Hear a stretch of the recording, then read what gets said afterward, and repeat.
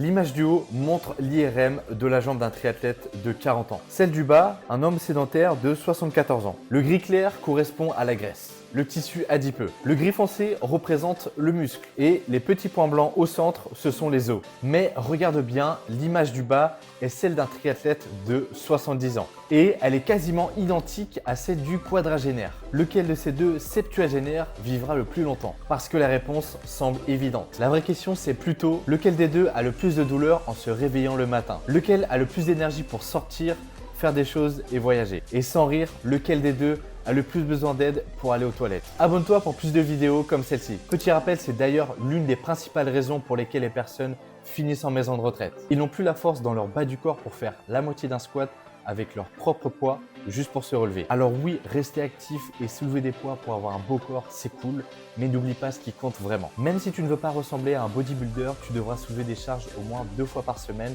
et manger assez de protéines. Et surtout, bouge plus, fixe-toi un objectif de pas, de course, de ce que tu veux qui te permettent de plus te bouger. Ce sont ces petites habitudes qui te maintiennent assez fort pour vivre pleinement, sans avoir besoin d'aide pour faire les choses les plus simples, même quand tu seras plus âgé.